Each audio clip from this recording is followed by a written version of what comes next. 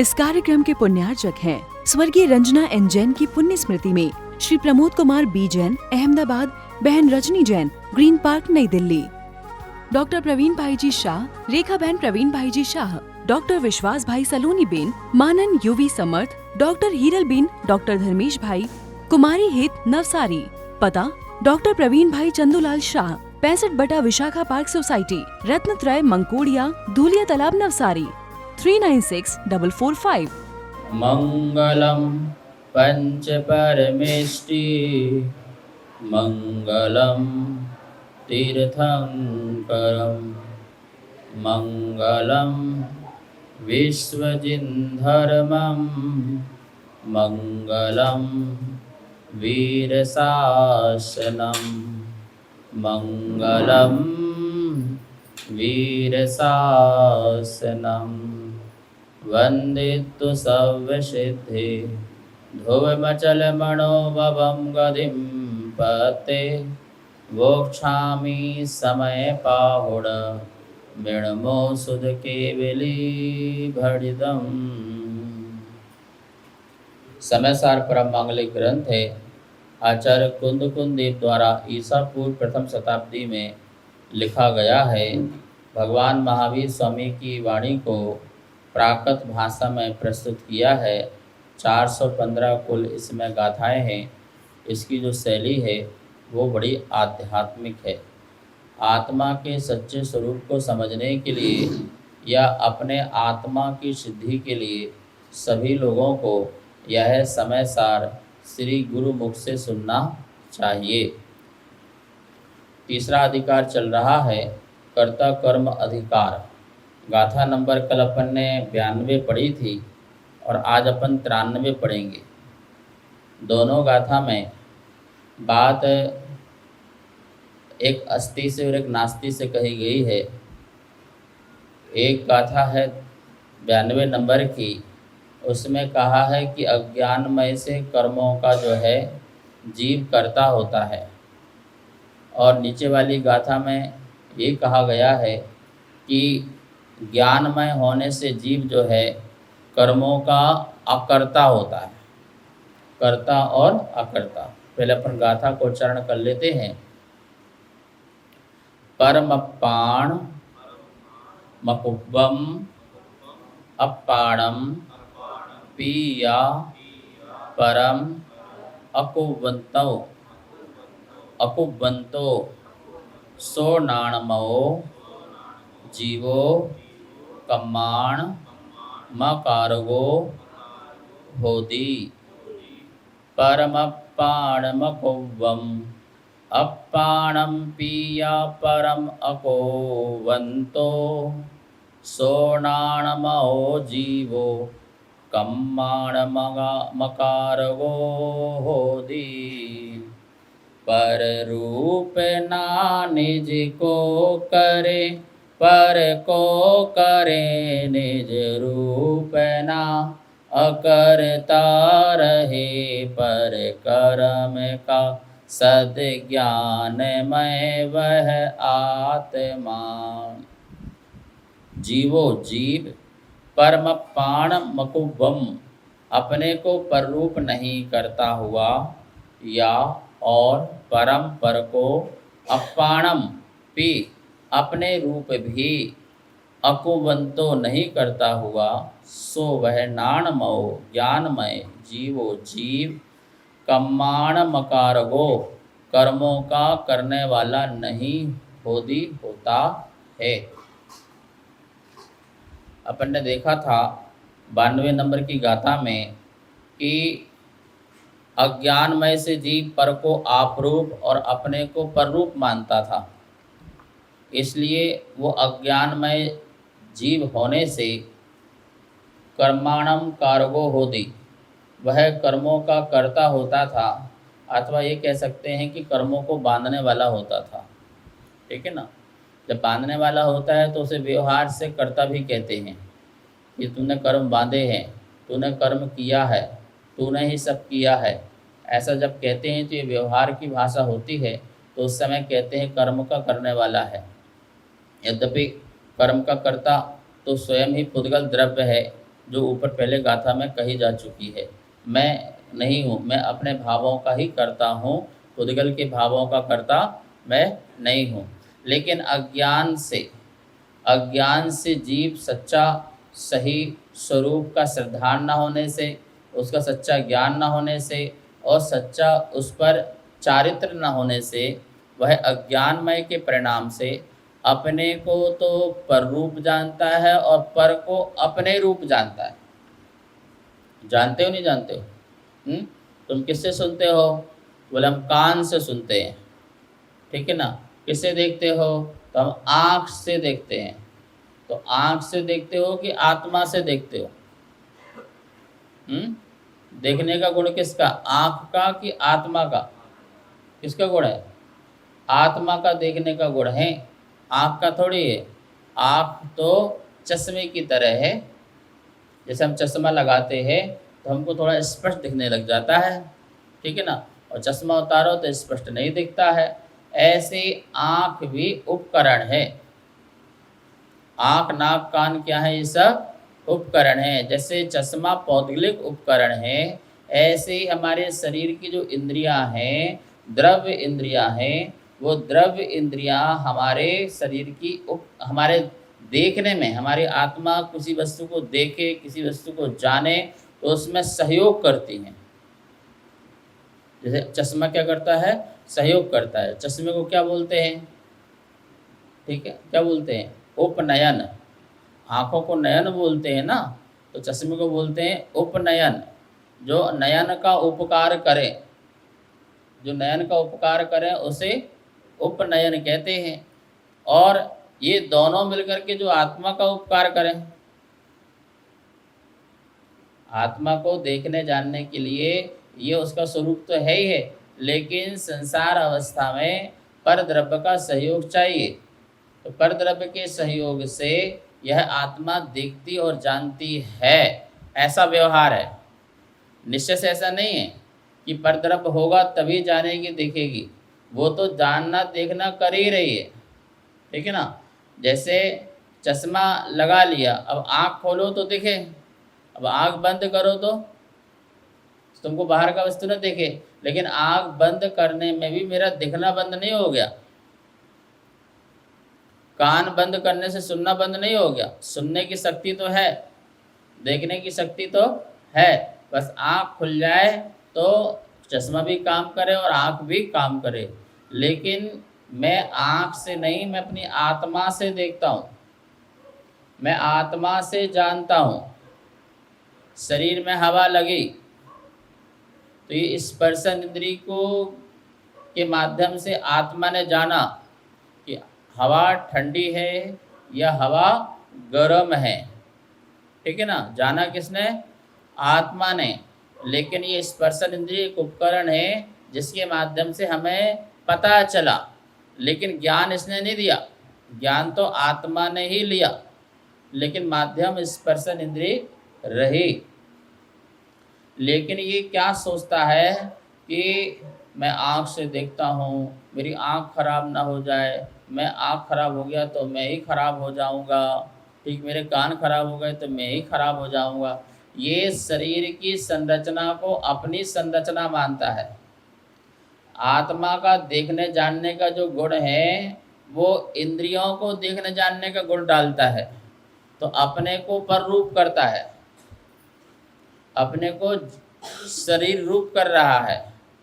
और जो परद्रव्य हैं उनको अपने रूप करता है। बताओ, तुम काले गोरे हो, तुम काले गोरे हो, तुम मोटे पतले हो,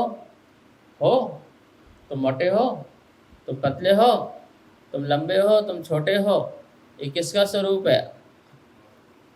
ये आत्मा का स्वरूप है। किसका स्वरूप है? ये तो शरीर का है ना, परमाणुओं के पिंड का है। ये परमाणुओं का पिंड है, जड़ पर्याय है। और ये काला गोरा छोटा लंबा मोटा पतला जो है ये कौन है? शरीर है। लेकिन तुमको क्या अनुभव होता है? क्या अनुभव होता है? मैं काला हो गया, मैं गोरा हो गया, दुखी होते नहीं होते हो? है। कोई गोरा व्यक्ति काला हो जाए तो, और कोई काला व्यक्ति गोरा हो जाए तो दोनों ही सुखी दुखी होते हैं। ये बाल तुम्हारी आत्मा है क्या? नहीं ना। लेकिन बाल झड़ने लग जाए तो रोते पीटते हो, बाल झड़ रहे हैं, बाल सफ़ेद हो रहे हैं, मैं तो बुढ़ा हो गया, मैं तो ऐसा हो गया, मैं तो वैसा हो गया, ठीक है ना। कोई तुम्हें बोले ए लंबू इधर आ, ए मोटे इधर आ, तो तुम्हें बुरा लगता नहीं लगता है? क्यों बुरा लगता है?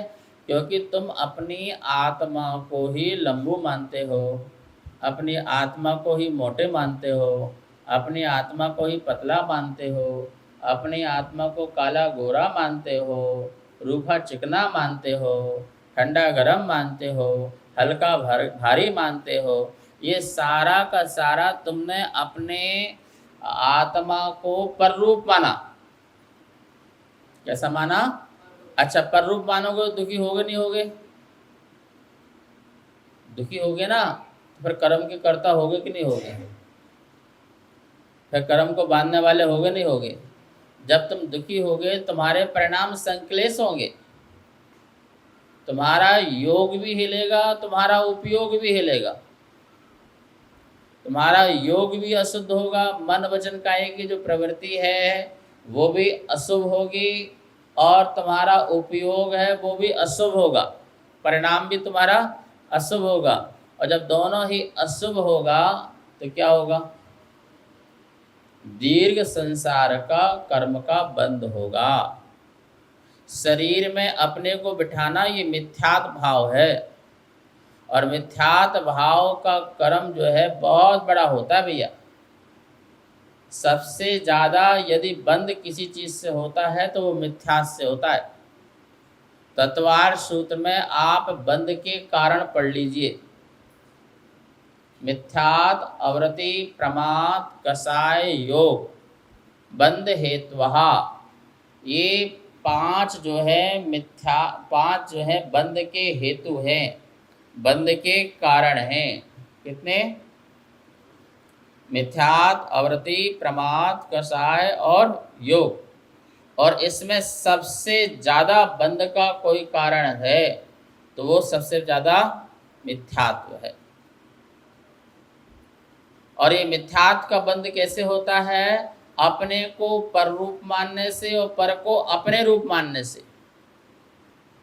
मैं जो नहीं हूँ वो अपने को मानो, और जो मैं हूँ नहीं उसे अपना मानो, और अपने को वो मानो जो नहीं हूँ। इससे ही कर्म आश्रय होता है, और मिथ्यात्व कर्म का सबसे बड़ा बंध होता है। और आज जो 93 नंबर की गाथा में कहा गया है, नाणमयो जीवो, जीव ज्ञानी बन जाए।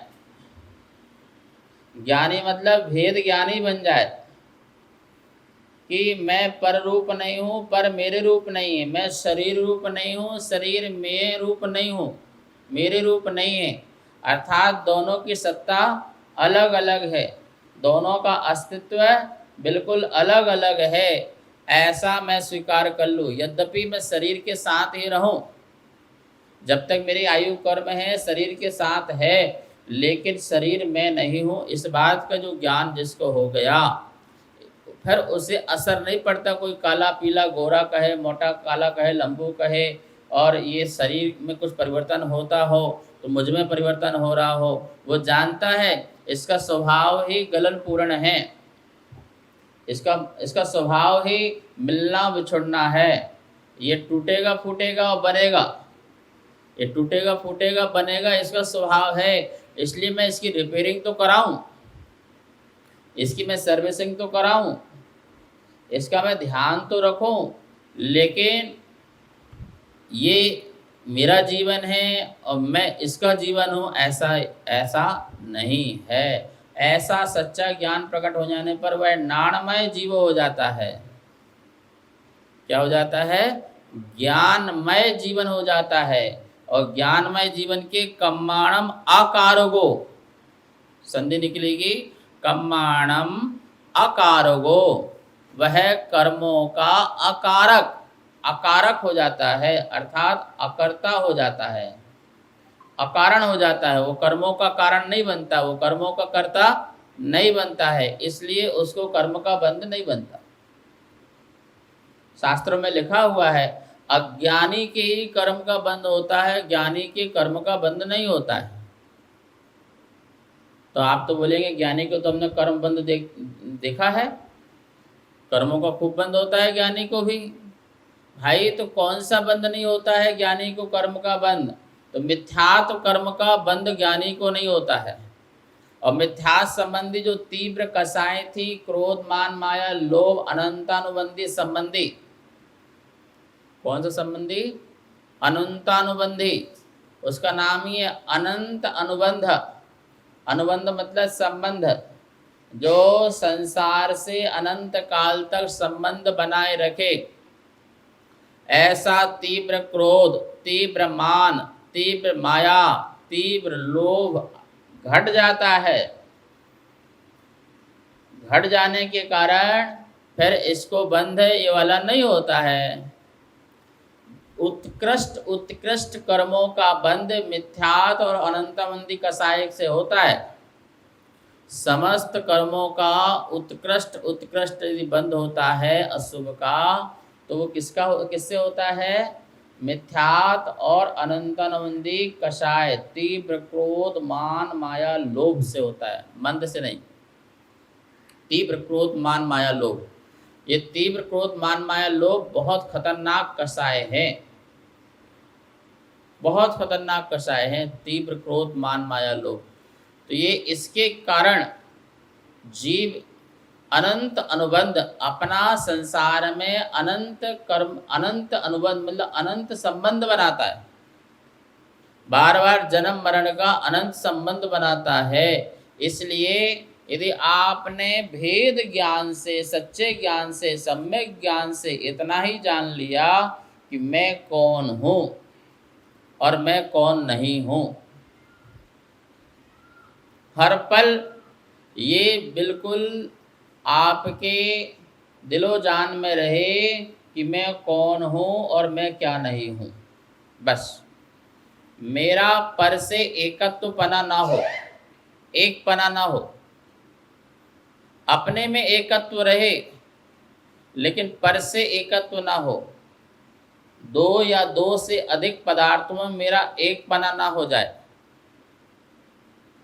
शिकंजी बनती है 3-4 पदार्थों को मिलाने से, एक पदार्थ दिख रही है पर वो एक है नहीं। सबके स्वाद, सबके रस, सबका स्वभाव, सबका भिन्न भिन्न है। ये ज्ञान में रहना, ये ध्यान में रहना, ये मत मानना कि तीनों एक है। तीनों एक नहीं है, तीनों एक साथ रहेगी भी तीनों एक। आत्मा और शरीर दोनों एक साथ रहने पर भी दोनों एक। दूध पानी की तरह, दूध पानी की तरह, दूध पानी नहीं होगा और पानी कभी दूध नहीं होगा और रहे एक साथ।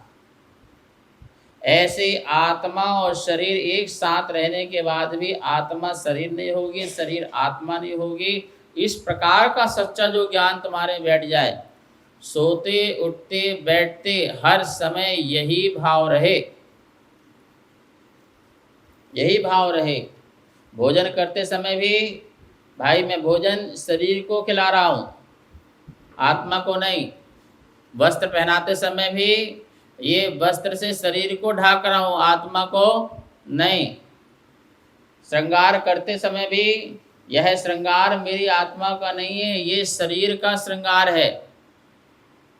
तेल पाउडर लगाते समय भी, मालिश करवाते समय भी यह शरीर की मालिश चल रही है, ये मेरी मालिश नहीं है। ऐसा भेद ज्ञान रखना है। चलते फिरते उठते समय कानों में कोई शब्द पड़े उस समय भी ये बात में ध्यान में रखना है। लोग कहेंगे तू बहुत अच्छा बोलता है, भेद ज्ञान कर लेना, जो बोल रहा है वो शब्द है, वो शब्द मेरे नहीं है। जो समझ रहा है वो मैं हूँ। बोलने में जो ताकत लग रही है, शक्ति लग रही है, वो शक्ति मेरी आत्मा की शक्ति है। लेकिन जो शब्द है वो शब्द मेरे नहीं है। शब्द तो पुद्गल है, शब्द तो जड़ है, वो मेरे शब्द नहीं हो सकते, ठीक है ना। तो ऐसा हमें कोई सुनाए तब भी तो बहुत सुंदर लग रहा है। जब कोई ऐसा बोले तो मन में लगा लेना, ज्ञान लगा लेना, भैया जिसको तू सुंदर की बात कह रहा है, जिसको तू देख रहा है तो उसको सुंदर कह रहा है, वो तो अनादि से असुंदर है, वो तो आज तक सुंदर हुआ नहीं। इस शरीर को बढ़िया बढ़िया साबुन लगाना, सुंदर सुंदर क्रीम लगाना, अच्छे से नहलाना धुलाना, और सुबह से शाम तक क्या अनादि काल से नहलाते रहना, तब भी ये कैसा होगा? असुंदर ही होगा। सुंदर तो जिसे तू सुंदर कह रहा है मैं उसे असुंदर कह रहा हूँ, और जिसे मैं सुंदर जानता हूँ उसे तू जानता नहीं है। समय सार में गाथा आई है शुरू में, समओ सवत्थ सुंदरो लोगे। संसार में सर्वत्र यदि कोई सुंदर है लोक में तो वह मेरी सिर्फ आत्मा ही है और कोई सुंदर नहीं है। वैसे तो प्रत्येक द्रव्य सुंदर है, क्योंकि प्रत्येक द्रव्य स्वतंत्र है।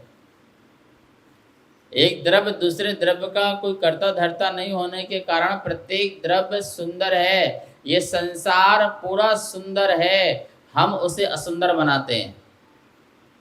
अपने राग से, अपने द्वेष से हम वस्तुओं को और व्यक्तियों को असुंदर बनाते हैं, जबकि हर वस्तु और हर व्यक्ति कैसा है? सुंदर है। यदि उसकी स्वतंत्रता देखते हो, एक एक परमाणु की स्वतंत्रता देखते हो, एक एक आत्मा की स्वतंत्रता देखते हो, तो हर वस्तु सुंदर है।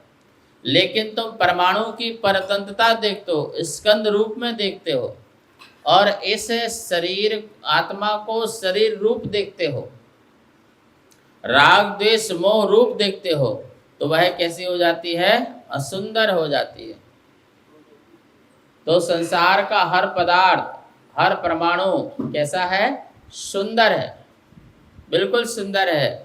हम उसे अपने परिणामों से असुंदर करते हैं। सुनो भैया, तुम अपने परिणामों से असुंदर नहीं कर सकते, वो तो सुंदर ही है। बोलो असुंदर कौन हुआ? तुम्हारी आत्मा असुंदर हो गई। जो मिथ्यात्व रूप परिणाम वाली आत्मा है वो असुंदर है, और उसे हर चीज जो है भ्रम पूर्व में सुंदर दिख रही है, पर वो सुंदर नहीं है। मिथ्या दृष्टि को भ्रम होता है, भ्रम। जैसे गधे को हरा चश्मा लगा दो और घास सूखी हो तो घास कैसे दिखेगी? बोलो हरी, और चट कर जाएगा 1 मिनट में। बोले वाह ये वाला खेत बहुत बढ़िया था। बोले क्यों? यहाँ मिला मुझे खाने का अच्छा बढ़िया सामान, ठीक है ना, कहीं और मिल ही नहीं रहा था। और क्या हुआ? भ्रम में खा गया, बीमार पड़ गया। सूखा सूखा खा के ज़्यादा बीमार पड़ गया। लोभ लालच में क्या बढ़िया हरा हरा घास है, ठीक है। ऐसे ही मिथ्या दृष्टि को भ्रम होता है। क्या भ्रम होता है? यह शरीर में हूँ, यह शरीर की अवस्था मेरी अवस्था है, मैं स्त्री हूँ, मैं महिला हूँ, मैं पुरुष हूँ, मैं बालक हूँ, मैं युवक हूँ, मैं वृद्ध हूँ, मैं श्रावक हूँ, मैं श्रवण हूँ, मैं जैन हूँ, मैं अजैन हूँ। ये सब क्या है? ये सब पर्याय है, ये सब पुद्गल की पर्याय है, और इस पुद्गल की पर्याय को अपनी पर्याय मानता है। जैन कुल में जन्म ले लिया, जैन शरीर मिल गया, तो अपने आप को क्या मानने लगा? जैन। जैन कुल में पैदा होने से तू जैन नहीं है, अपने को जीतने से जैन है। अपने क्रोध, अपने मान, अपने माया, अपने लोभ जो परिणाम विभाविक थे, उसको जीतने से तू जैन है। इस शरीर को धारण करने से जैन नहीं है। हमारे तुम्हारे और जैनेतर शरीर में क्या अंतर है? वो भी पुद्गल का पिंड है, तुम्हारा पुद्गल का पिंड है। बस इतना तो अंतर है कि तुम्हारे माता पिता ने शुद्ध खान पान खाया होगा तो ये पिंड शुद्ध पैदा हुआ है, तो तुम्हारी पिंड शुद्धि है। क्या शुद्धि है? तुम्हारा यह शरीर जो है किसी के मांस खाने से नहीं बना, बस इतना ध्यान रखो। किसी शराब, किसी मांस, किसी अभक्ष वस्तु, रात्रि भोजन करने से नहीं बना। जो माता पिता रात्रि भोजन नहीं किए, अभक्ष का सेवन नहीं किए, बाजार का नहीं खाया, शुद्ध भोजन किया और प्रतिमाधारी हैं, या श्रावक हैं, साध्वी प्रतिमा के नीचे हैं, ठीक है ना, ऐसी प्रतिमाधारी व्यक्ति यदि संतान को जन्म दें तो वो कहा जाएगा कि जैन कुल में पैदा हुआ है, अर्थात उसकी पिंड शुद्धि है। पर उसकी आत्मा शुद्धि हो जरूरी नहीं है। आत्मा की शुद्धि के लिए तुम्हें संस्कार डालना पड़ेंगे, सम्यक दर्शन, ठीक है, करवाना पड़ेगा। उसके लिए अष्टमूल का नियम देना पड़ेगा, तब जाकर के उसकी आत्मा क्या होगी? शुद्धि होगी, वो जैन बनेगा, ठीक है। तो ये जो कहा जा रहा है, पर्याय की हालत तेरी हालत नहीं है। मिथ्या दृष्टि को सदा भ्रम रहता है, ये मैं हूँ और ये मेरा है। और ये कह रहे हैं ज्ञानी हो जाने के बाद मिथ्यात्व का आश्रय बंद हो जाने से ज्ञानी को बंद नहीं होता है। ये बात यहाँ पर कही गई है। 90,999 बोलो, 90,999 और लगा लो 99,000, 99 हो जाएगा, 99 लाख लगा लो। क्या लगाना है? 99 लाख, 99,999। 5 है। मिथ्यात, अवृत्ति, प्रमाद, कसाय, योग। बोलो, मिथ्यात, अवृत्ति, प्रमाद, कसाय, योग। सबसे खतरनाक कौन सा है? 99,99,999, ठीक है ना। अब ये 99 लाख मर गया तो बचा क्या? कुछ भी नहीं बचा, बचे कुछ भी नहीं है, खाली हो गया। मैन तो ये कौन था? ये कितना बचा? योग कितना बचा? मान 9 ही तो बचा। क्या बचा? बस सिर्फ 9 ही तो बचा, कुछ भी नहीं बचा ना। इसमें कोई दम वाली बात नहीं रह गई। कौन चला गया? 99 लाख ही चला गया। अब ये क्या करेगा? 99,999 कुछ नहीं करने वाले, दम वाली बात नहीं रह गई। तो इनसे ज़्यादा बंद नहीं होने वाला। मिथ्यास से ज़्यादा बंद हो रहा था, अवृत्ति, प्रमाद, कसाय, योग। अब इनसे ज़्यादा बंद नहीं होगा, बड़ा बंद नहीं होगा, दीर्घ संसार वाला बंद नहीं होगा, कम वाला होगा, जल्दी संसार से अंत हो जाएगा। मैन तो 99 लाख। और एक ज्ञानमय हो जाने से कि मैं पर रूप नहीं हूँ, पर अपने रूप नहीं है, ऐसा भाव हो जाने से मैं ज्ञानी हो गया, भेद ज्ञानी हो गया, मैं सम्यक दृष्टि हो गया, मिथ्यात्व खत्म हो गया, मेरा दीर्घ संसार भी अंत हो गया। कुछ बात समझ में आई नहीं आई? ठीक है ना। तो इस प्रकार से यहाँ पर ये गाथा संपन्न हुई। और भी इस विषय में कोई चर्चा होगी तो कल करेंगे। जावाणी के ज्ञान से सूझे लोकालो, शोवाणी मस्तक धरो सदा दे तो धो। हे जिनवाणी भारती तोह जपो दिन रे, जो तेरी शरणा धरे सो पावे सुख चैन। सबको बहुत बहुत मंगल आशीर्वाद। इस कार्यक्रम के पुण्यार्चक थे स्वर्गीय रंजना एन जैन की पुण्य स्मृति में श्री प्रमोद कुमार बी जैन, अहमदाबाद, बहन रजनी जैन, ग्रीन पार्क, नई दिल्ली। डॉक्टर प्रवीण भाई जी शाह, रेखा बहन प्रवीण भाई जी शाह, डॉक्टर विश्वास भाई सलोनी बेन, मानन यूवी समर्थ, डॉक्टर हीरल बीन, डॉक्टर धर्मेश भाई, कुमारी हित नवसारी। पता डॉक्टर प्रवीण भाई चंदूलाल शाह, 65 विशाखा पार्क सोसाइटी, रत्नत्रय, मंकोड़िया, धूलिया तालाब, नवसारी, 396445।